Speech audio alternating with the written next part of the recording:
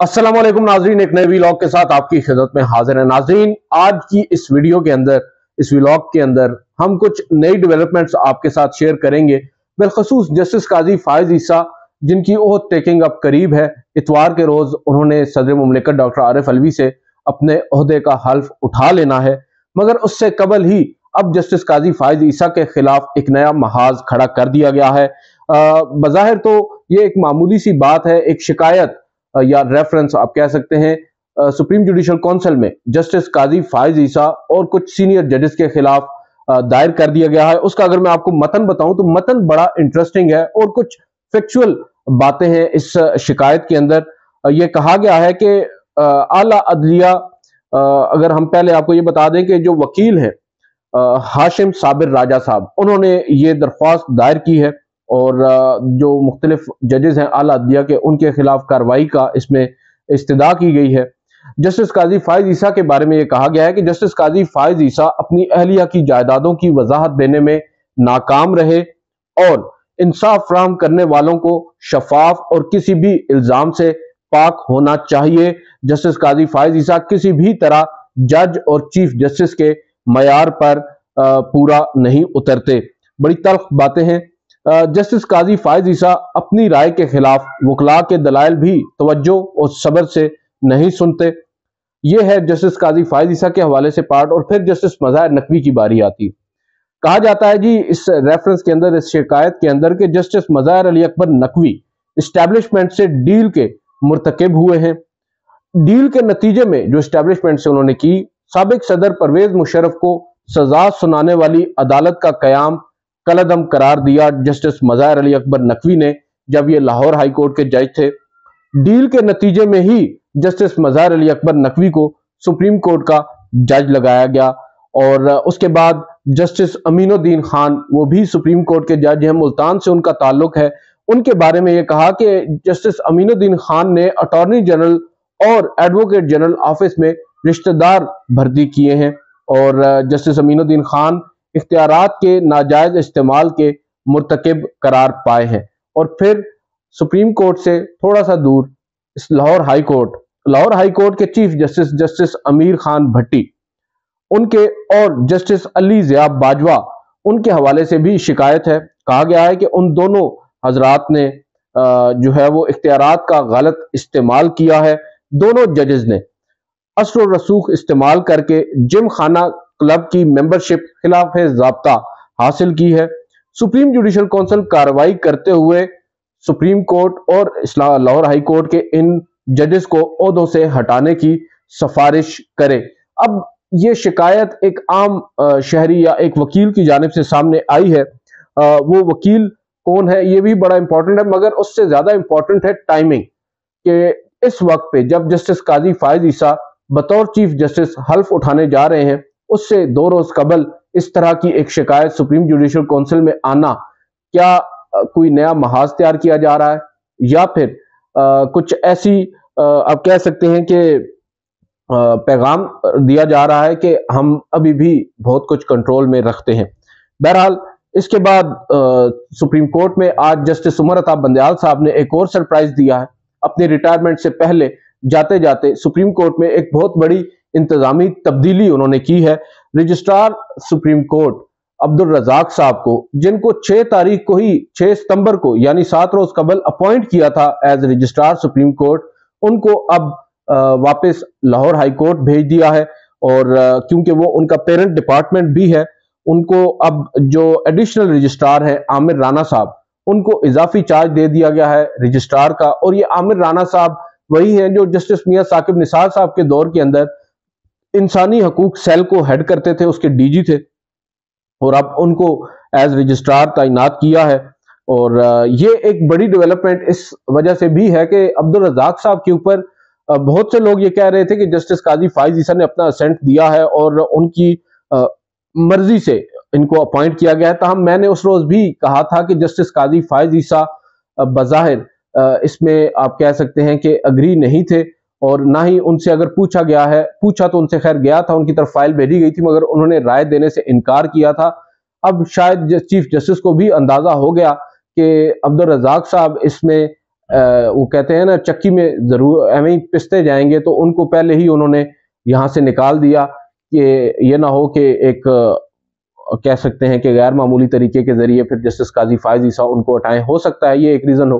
اور اب جن کو لگایا ہے نظر نہیں آتا کہ جسٹس قاضی فائز عیسیٰ ان کو بھی ایز رجسٹرار یہاں پر زیادہ عرصہ رہنے دیں، دیکھتے ہیں اس میں کیا ہوتا ہے۔ مگر جاتے جاتے چیف جسٹس آف پاکستان جو ہے یہ ایک کام کر گئے ہیں۔ اس کے علاوہ چیف جسٹس نے ایک اور بڑا کام کیا ہے۔ پاکستان تحریک انصاف نے ملک کے اندر 90 روز کے اندر انتخابات کرانے کے حوالے سے ایک آئینی درخواست دائر کی تھی۔ اب اس آئینی درخواست پر جو سپریم کورٹ آف پاکستان ہے، یا آپ کہہ سکتے ہیں سپریم کورٹ کا جو رجسٹرار آفس ہوتا ہے، اس نے اعتراضات لگائے ہیں اور اس درخواست کو واپس کر دیا ہے۔ یہ کہا ہے اس درخواست کے اندر کہ پاکستان تحریک انصاف نے جو سپریم کورٹ میں آنے سے قبل متعلقہ فورم ہے اس سے رجوع نہیں کیا۔ اب یہ بڑی انٹرسٹنگ بات ہے کہ پاکستان میں پورے ملک کے اندر عام انتخابات کرانے کا معاملہ اگر سپریم کورٹ نے ڈیسائیڈ نہیں کرنا تو پھر کس نے کرنا ہے؟ تو یہاں پر متعلقہ فورم کا کیا سوال پیدا ہوتا ہے؟ متعلقہ فورم تو سپریم کورٹ ہی ہوگا آئینی معاملات کو ڈیسائیڈ کرنا، اور بالخصوص اتنے اہم آئینی جو معاملات ہیں جہاں پر پاکستان کا جو آئین ہے اس وقت ڈیریل ہوتا نظر آ رہا ہے، جو بیسیکلی ایک بحران ہے آئینی وہ پیدا ہو چکا، اور سپریم کورٹ ہی واحد ایک فورم ہے جو اس کو ڈیسائیڈ کر سکتی ہے۔ مگر اب یہاں پر بھی یہ کہا گیا ہے کہ آپ نے متعلقہ فورم سے رجوع نہیں کیا۔ پھر کہا گیا ہے کہ صدر مملکت کو جو آرٹیکل 248 کے مطابق کسی بھی درخواست کے اندر فریق نہیں بنایا جا سکتا، یہ ٹو سم ایکسٹینٹ جو ان کا اعتراض ہے ویلڈ ہے۔ اور پھر درخواست میں یہ نہیں بتایا گیا کہ درخواست گزار کا کون سا بنیادی حق متاثر ہوا ہے۔ مجھے اس اعتراض کی بھی سمجھ نہیں آ رہی۔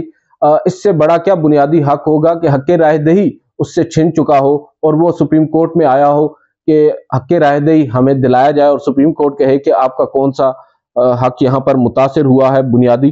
اور پھر درخواست میں آرٹیکل 184(3) کے تقاضے پورے نہیں کیے گئے۔ اب یہ بھی ایک تکنیکی نوعیت کا یہ اعتراض ہے۔ 184(3) ہے ہی مفاد عامہ سے متعلق، اور تقاضے کیا ہیں؟ 90 دن میں انتخابات کا معاملہ۔ خیر، جب کبھی درخواست کو واپس کرنا ہو تو اس طرح کے اعتراضات لگائے جاتے ہیں۔ پی ٹی آئی کی جانب سے بیرسٹر علی ظفر نے یہ درخواست ڈرافٹ کی اور ان کے توسط سے ہی پھر دائر بھی ہوئی سپریم کورٹ میں، جس کے اندر 90 روز میں انتخابات کرانے اور مشترکہ مفادات کونسل کا فیصلہ کالعدم قرار دینے کی استدعا کی گئی تھی۔ مشترکہ مفادات کونسل نے، آپ کو یاد ہوگا، نئی مردم شماری کرانے کا کہا، اور اس کے بعد انتخابات جو ہے مزید ان میں طول ہم نے دیکھا۔ تو بیسیکلی پاکستان تحریک انصاف نے اس تمام تر معاملے کو چیلنج کیا اور سپریم کورٹ سے یہ کہا کہ اس کو ڈیسائیڈ کرے۔ بظاہر چیف جسٹس عمر عطا بندیال پہلے ہی ہم کہہ چکے ہیں کہ اس کو شاید ٹیک اپ نہیں کرنا چاہتے، اور آج ان کی ریٹائرمنٹ سے 2 روز قبل اس درخواست پر اعتراض لگا کر واپس کر دینا، اب اس کا ایک مطلب یہی ہے کہ جو ہی جسٹس قاضی فائز عیسیٰ حلف لے کر سپریم کورٹ میں آئیں گے، ایک چیمبر اپیل دائر ہوگی، اور وہ پاکستان تحریک انصاف کی جانب سے ان اعتراضات کے خلاف ہوگی، اور آبویسلی اس کو پھر مقرر کرنے کا اختیار جسٹس قاضی فائز عیسیٰ بطور چیف جسٹس ان کے پاس ہوگا، اور پھر کیا وہ اس کو ٹیک اپ کرتے ہیں۔ اور اس کے علاوہ بھی سپریم کورٹ بار ایسوسی ایشن کی ایک درخواست آلریڈی پینڈنگ ہے، اور وہی درخواست ہے جس کو جواز بنا کر گزشتہ رات جو الوداعی عشائیہ تھا چیف جسٹس کے اعزاز میں، اس میں جسٹس قاضی فائز عیسیٰ نے دیر سے شرکت کی۔ بتایا یہ کہ میں اس وجہ سے نہیں آیا کہ سپریم کورٹ بار ایسوسی ایشن درخواست گزار ہے، اور ہم سب کو معلوم ہے کہ وہ اسی مقدمے میں 90 روز میں انتخابات کے حوالے سے سپریم کورٹ میں پٹیشنر ہے، تو وہاں پر تقریر ہوں گی، لہٰذا میں نے اوائڈ کیا۔ اور ایز اے جج اکثر ہم نے دیکھا ہے کہ جو ججز ہوتے ہیں وہ کسی بھی فریق کے جو ایونٹس ہوتے ہیں وہاں پر اجتناب کرتے ہیں، مگر یہاں پر ان کا آنا ضروری بھی تھا کیونکہ ان کے ہی چیف جسٹس کے لیے الوداعی عشائیہ رکھا گیا تھا، تاہم وہ کھانے کے وقت آئے، تصاویر بنوائیں اور چل دیے۔ اب دیکھتے ہیں، ایک اشارہ تو انہوں نے دے دیا ہے کہ یہ معاملہ ہو سکتا ہے وہ ٹیک اپ کریں، اور کرنا تو ان کو ہوگا ہی۔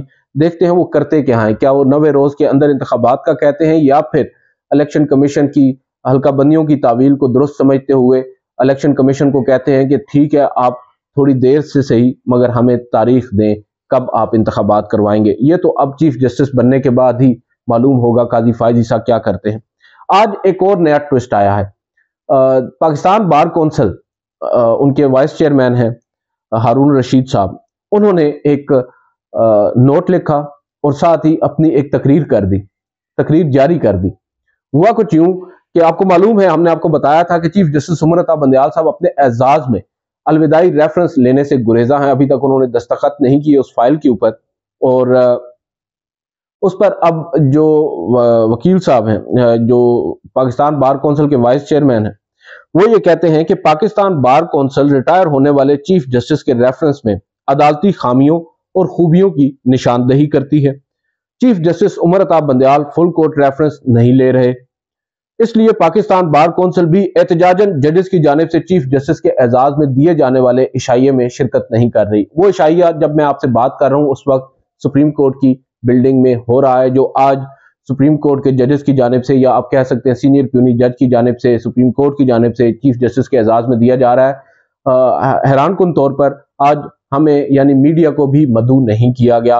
कुछ शायद लोग हैं जो अपनी मर्जी से चीफ जस्टिस ऑफ पाकिस्तान ने उनको मदऊ किया है, जो उनके अपने पसंद के लोग हैं। ये खैर उनका इस्तेहकाक है, वो मीडिया को बुलाएं या ना बुलाएं।